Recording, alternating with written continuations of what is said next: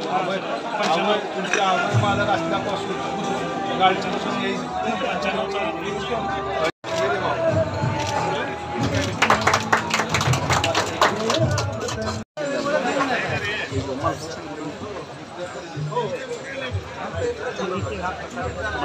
माहिती देताना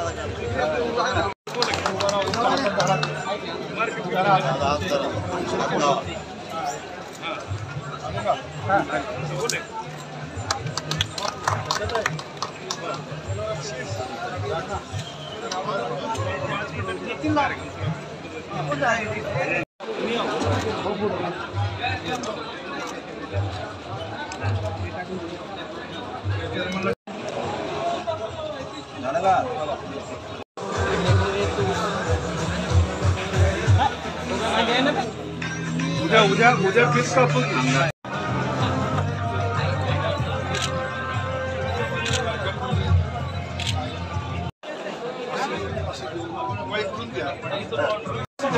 माझ्याच कारखान्यात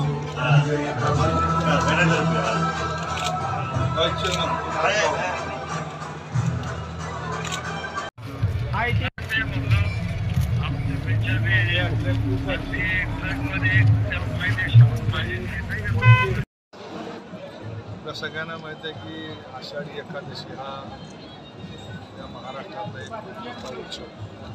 त्या निमित्तानं भगवत धर्माचे अनेक लोक या वारीमध्ये येत असतात. गेली 8-10 वर्षापासून आपण स्वर्गीय विचारक मोठ्या मार्गांच्या मार्गदर्शनाखाली मार्केट कमिटीच्या प्रांगणामध्ये कृषी प्रदर्शन आयोजित करत. पण त्या कोविडच्या कालखंडामध्ये थोडी आपल्याला या ठिकाणी करायला अडचण होती, परंतु आपण गेल्या 2 वर्षापासून परत हे सुरू केलं. कृषी प्रदर्शन करण्यामागचा मुख्य हेतू असा आहे की वारकरी संप्रदाय जर आपण बघितला तर तो बहुतेक शेतकरी समाज आहे. विदर्भ, कोकण, मराठवाडा, पश्चिम महाराष्ट्र, खानदेश हे सगळा महाराष्ट्राचा भाग आहेच. त्याचबरोबर तेलंगणा, आंध्र प्रदेश, कर्नाटक, गुजरात, गोवा अशा सगळ्या भागातून, मध्य प्रदेश या भागातून अनेक लोक इथे येत असतात. कृषी तंत्रज्ञान ही झपाट्यानं बदलतं.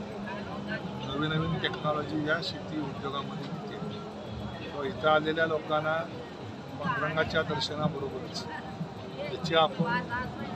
त्याच्यावरती आपली उपजीविका, त्या शेतीला सुद्धा एक नवीन दिशा यातून मिळाली. त्यातून इथून जाताना जसं आपण एक परमेश्वराचं दर्शन करून गेल्यानंतर एक समाधान घेऊन जातो, त्याचबरोबर नवीन टेक्नॉलॉजी, नवीन ज्ञान त्यांना मिळावं अशा पद्धतीच्या उद्देशानं हा कृषी महोत्सव दरवर्षी आपण साजरा करतो. ह्या वर्षी मार्केट कमिटी पंढरपूरच्या वतीनं chairman Haridada Gaikwad, vice chairman Rajubapu Gawade त्यांच्या संचालक मंडळाने हा उपक्रम या ठिकाणी ठरवला आहे. महाराष्ट्र राज्याचे मुख्यमंत्री आदरणीय एकनाथरावजी शिंदेसाहेब, चंद्रकांत दादा, कृषी मंत्री साहेब, प्रधानमंत्री अब्दुल सत्तार साहेब आणि इतर मंत्रिमंडळाच्या सहकार्यांच्या बरोबर याचं उद्घाटन आपण उद्यासाठी करणार आहोत.